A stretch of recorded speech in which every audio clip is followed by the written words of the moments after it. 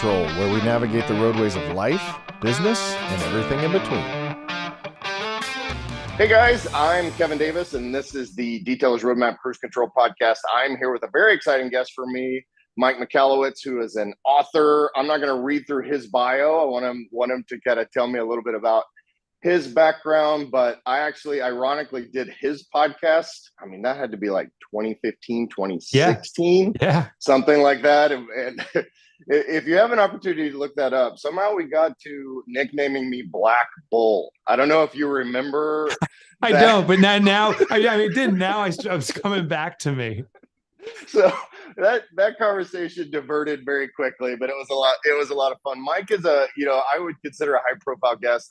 I have followed you forever. Thanks, and really value the content you do from a business standpoint, but I love following people that are inspiring from a lifestyle standpoint, right? Like you're happily married and you do travel and you're fit and all of these things. And I always find that super interesting that it's not just one-sided, right? Like we're the whole person. So I appreciate you being on. Thanks for joining me. If one of the things I ask is kind of this superhero backstory, and this is going to be kind of a shorter episode for us. Yeah. With Cruise Control, I want to be respectful of your time, but can you kind of run through, just like the business bio and kind of who you are, what you've got going on now?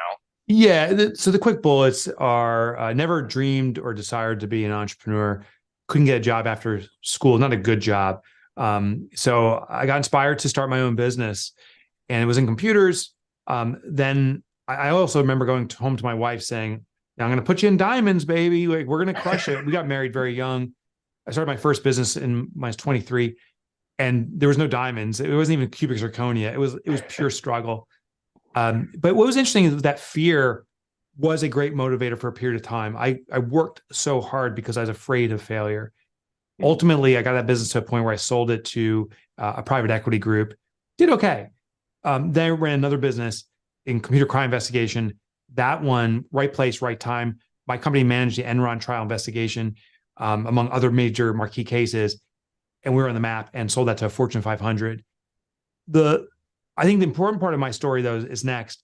Those businesses were not profitable when I was running them. I made money on the exit. So I believed in the pump and dump mentality. And I started 10 companies by investing in businesses as an angel investor. I sucked at it, Kevin. I call myself the angel of death. I was that bad. I lost everything. We lost our home. We lost our possessions. We liquidated and had to start over again. And it was the most devastating part of my life. I went through depression.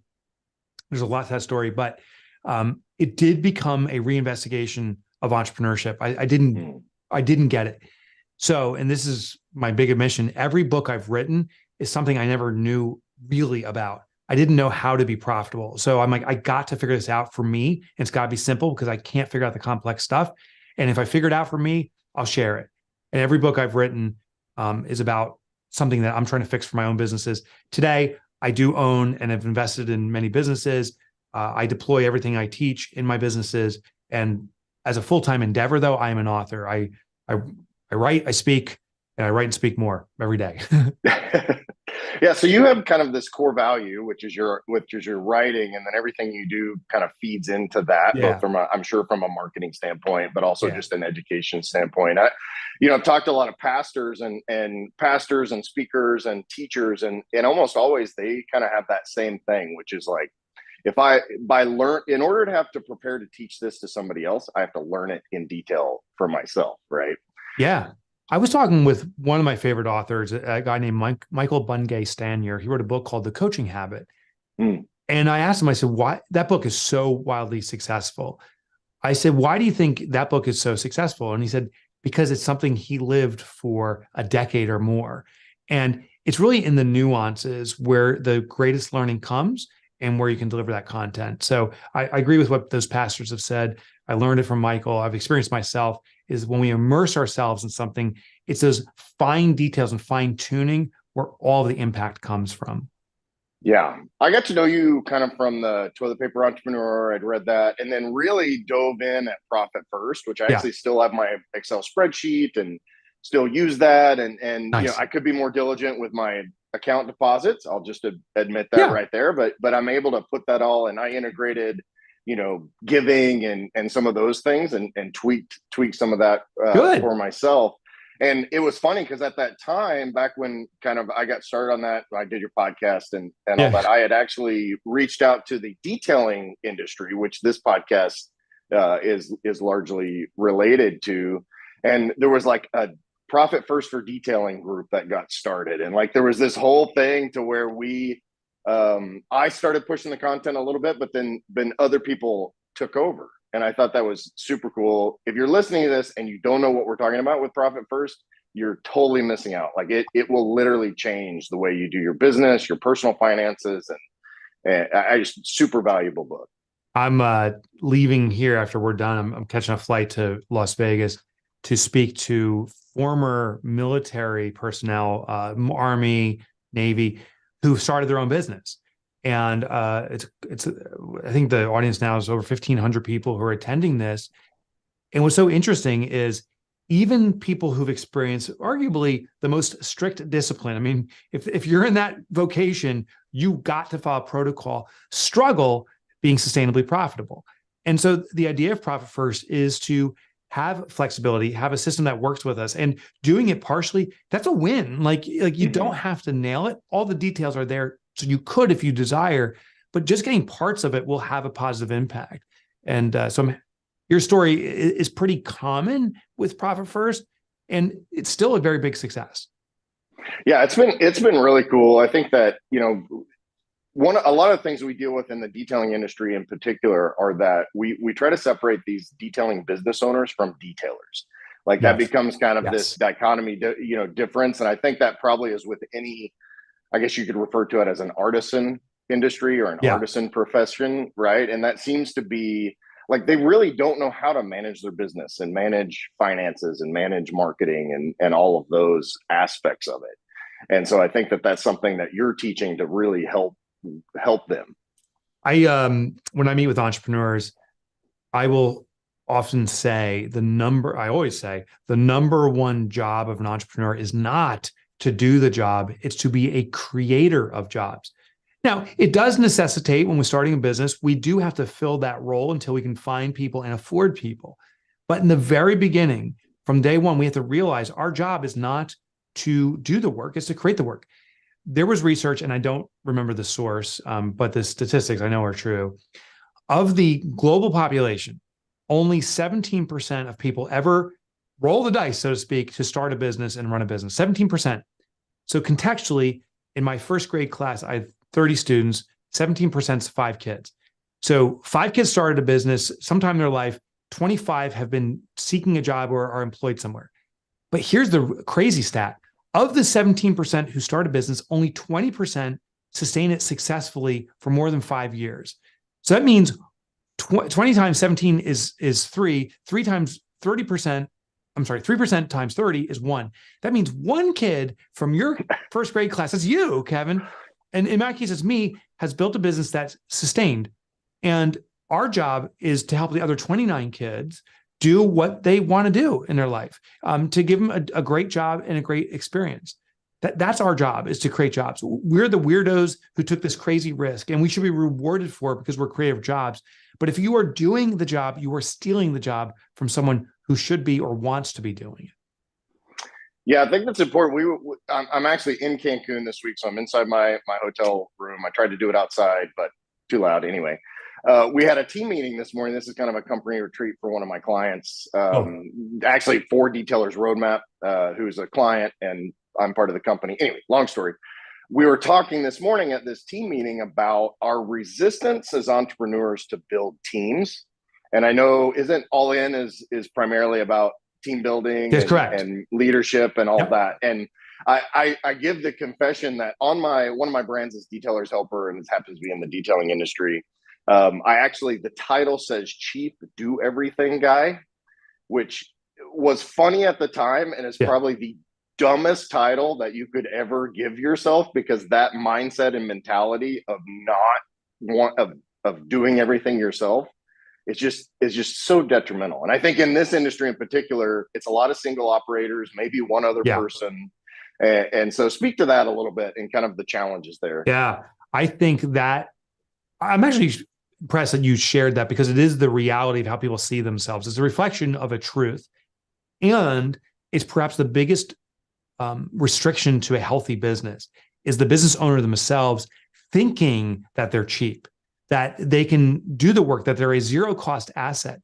So what happens is if you don't pay yourself, the business uses you as a crutch. It becomes dependent on you.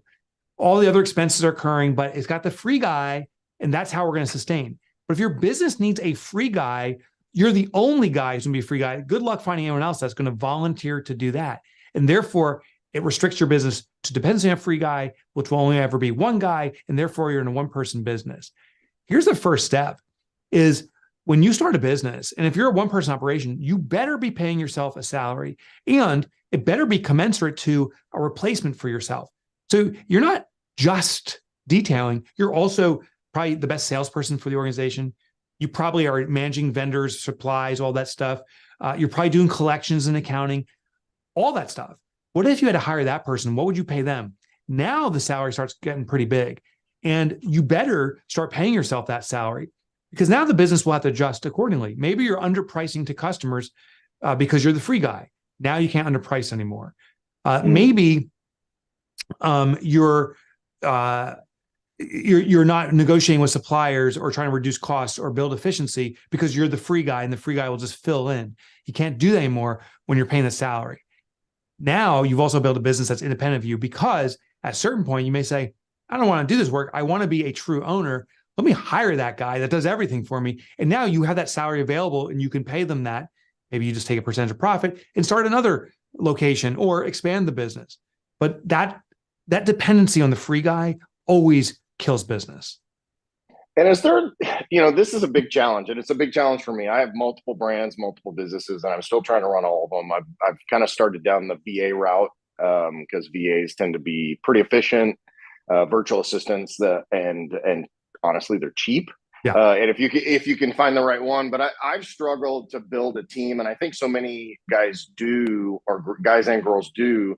Is there kind of like a math equation that you use for people to say, okay, well, I'm 150, let's say I'm a $10,000 a month business, right? So I'm doing that. Is there like so I can't afford to pay myself $60,000 or, whatever that equation is. Yeah. Is there an equation advice that you give to people to kind of do that math to create that position? There is. And if you want to Google it, you can Google instant assessment chart.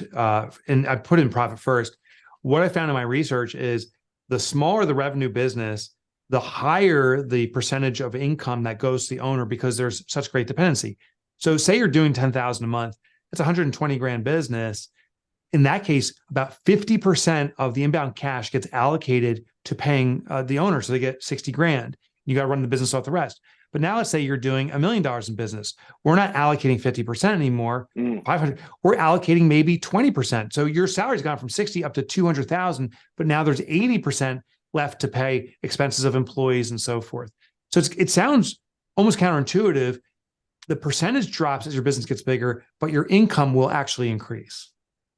And I like, you made a good point that you're having to adjust your pricing for that. Because I think so many, if you see yourself as free and you want to do, in this case, $500 detail, we'll just use that as an example. But if you're taking, $250 of that has to go to you, and then you got maybe, $150, $200 worth of supplies. Well, that's leaving very little on the phone.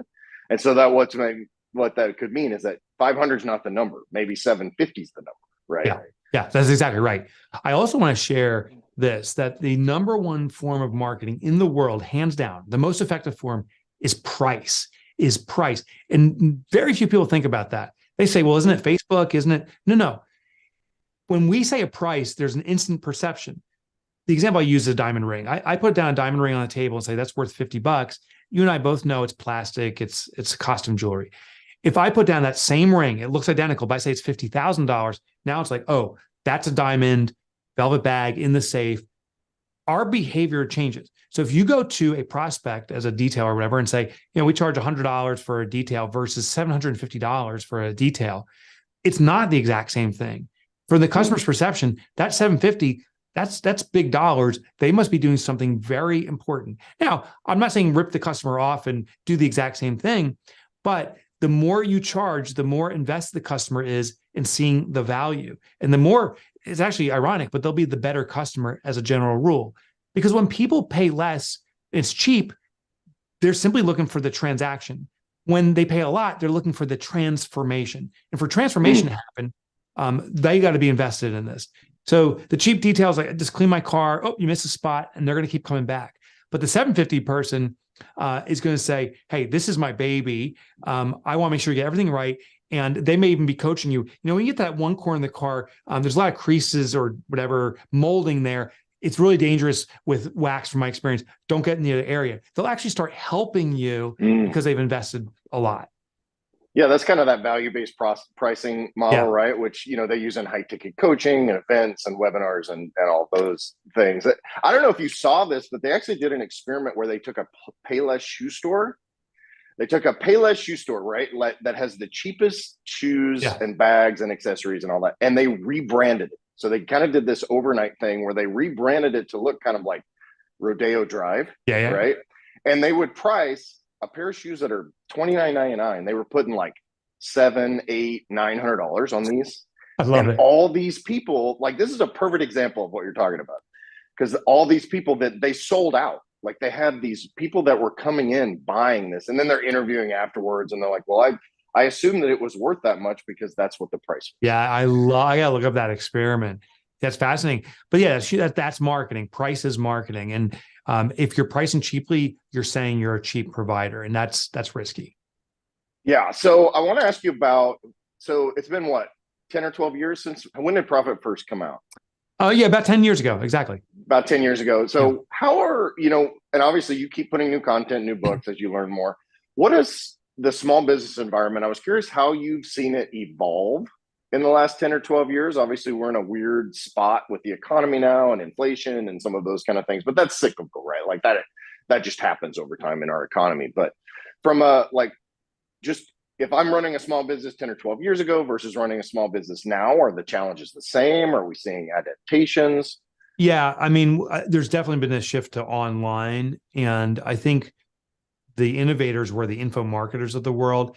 And I'm going to be a little bit critical of info marketers in the traditional sense, is some of these people, many of these people, it seemed to they simply had an audience that was being spoken to in a new way through email and through these different sales letters and so forth. And they were getting very good at convincing people, but then the deliverable, the product or service, was meh at best. I see the businesses from the past where it was a much more retail orientation, much more of a customer service orientation, now are saying, oh, I got to do this online, but they're much more sophisticated in their deliverables. They're much better. So I actually see an advancement in info marketing, the use of it, and delivering much better products. I see these little upstarts that start out of someone's basement competing with the big players like instantly. They figure out the pricing right. They figure out the positioning right. They use some form of advertising, and they win over an audience very quickly. In some cases, and you'll see these businesses explosively grow. I think of a company called AG1. You may have heard of them, Athletic Greens. Mm-hmm. Oh yeah. Yeah, you've heard of them because Joe Rogan doesn't hurt that. I'm sure. Right. So that's what they did. They realized good info marketers use established influence bases, but they jumped into that pretty early on, 5-6 years ago, and that they got that presence very quickly, and now they're a massive brand. And you wouldn't have seen that 10 or 15 years ago. So I see these businesses growing very quickly. I also see the quick burnouts. I see people thinking, oh, if you just run enough ads on Facebook, you'll be a millionaire. And these people blowing their money and collapsing. So that's the downside. Yeah. The AG1's interesting because I've been in the health, my degree's in exercise physiology. I was in health and fitness space for pretty much my whole life. But AG1 is kind of one of those. It's not snake oil necessarily. Like, it actually does what it says. It's going to make you feel better, B vitamins and all the nutrients. But ultimately, it's an I don't need that product, which is so cool that you can build this huge brand. And Joe Rogan believes in it, and he does some of the nootropics, and Andrew Huberman and all those guys. But that's a great example. I love that. I love that. Yeah, it's brand. interesting, and the perceptions. There's a lot of things that influence perception. But if you have authorities, Andrew Huberman, Peter Attia, those type of guys talking about it. It's like, oh, if they believe it, I'm not going to do my research because I don't need to, because they did. I'm more likely to consume it. If you increase the price, it ain't cheap. If you move the price up, there's got to be greater value. And so they're doing all the right alignment. I wouldn't be surprised if you went to your local CVS and bought some cheap supplement. You're basically getting the same stuff for half the price or even less, but you're less likely to consume it. That's the interesting thing too. When you're paying more, there's authority buying it. I bet you people who are buying AG1, and I'm one of them, consumes it with a lot more discipline than you do those vitamins, those cheapo vitamins, multivitamins from CVS, because it's cheap. Yeah. And because that's that built-in authority, that credibility, that if, Joe Rogan is 54, 55, he's fit, he's, all these things. So like, even if you think about it logically, you don't necessarily believe that in that, but you will do it because there's that hope. That's right. That's exactly right. What do you think, and I want to be respectful of your time. I know we're kind of going quickly, but I'm interested to know what kind of the biggest mistakes that you think small business owners, because we're talking about one, two, single operators, one or two people. Because I want to kind of give these guys and girls that are listening to this kind of the logistics, like the strategy. So if we can avoid some of these mistakes. So a couple mistakes we talked about a lot, but it's worth emphasizing again. Underpricing is so common. They think that if I charge less, I'll get more customers. You'll get more bad customers is what you'll get. If you charge more, you get more quality customers. So we got to change pricing. I think the second thing that comes to mind is that I can't hire someone until I have enough money for a full-time position. And the reality is you need to hire starting today, and you can hire someone that works maybe 3 hours a month, a VA. In fact, when I do presentations, I'll ask people who is a personal assistant. The vast majority of people say they don't. I say, if you don't have a personal assistant, you are the personal assistant. So we all can benefit from it. The discipline of this person of hiring someone like this for 3 or 4 hours a month, you're not going to pay much. Maybe it's $40 a month, but you're going to learn the discipline of delegation and managing other people. And that's a thing you have to master to grow a business. And it's not easy. It's not easy because there's got to be accountability and these other components. I also think that businesses think that word of mouth is, when that's happening, that they should sustain their business through word of mouth. Word of mouth is icing on the cake, and it's a wonderful thing. But you're beholden to your customers. If they decide that day not to talk about you, you're not getting business. So it's very kind of whimsical. So regardless of word of mouth, and I hope you are getting that, we need to have a disciplined marketing strategy. And I always believe do something that is different and stands out, that's noticeable. I would suggest if you're a detailer, have one detailing service that you charge $10,000 for and make it so ridiculous. And here's why. Maybe no one will buy it, but it's newsworthy. It's different. There's hamburger joints. There's one in New York City that has a $15,000 hamburger. And no one's ever bought. Some dude from Saudi Arabia probably came in, and because he's a king, he bought. But I've gone to that hamburger joint simply to say I was there. And so do something that is extreme or different or unexpected that garners attention. Those are 3 things that most small businesses are avoiding, that if you do it, will really push your business forward effectively. That's super interesting. I've never heard anybody explain it that way. There was a guy named Paul Dalton, who's a friend of mine, kind of one of the original, like this was back 15, almost 20 years ago, probably, but they ran this story in the UK that basically said it was like the 10,000 pound detail, right? Like that was the story. And he built this big notoriety and kind of went through all that. So it was that model, because people were like, how can it possibly cost this much to clean my car? And I can't remember what car it was. It's probably an exotic Ferrari, Lamborghini or something at that time. But it was that model, right? Like he wasn't charging $10,000 for every car he touched. Yeah, it was one specific, yeah. Yeah, but it was that one specific thing. So I think I think those are great tips for sure. What have you got? So I saw you were in Perth, Australia. You're on your way to Las Vegas. You're kind of on this like all in book tour, right? Which launches in January. Yes, is when I saw my pre-order pop up. It's like, you may be interested in this book on my Audible, so I need to get that. I'm still in the middle of Fix This Next.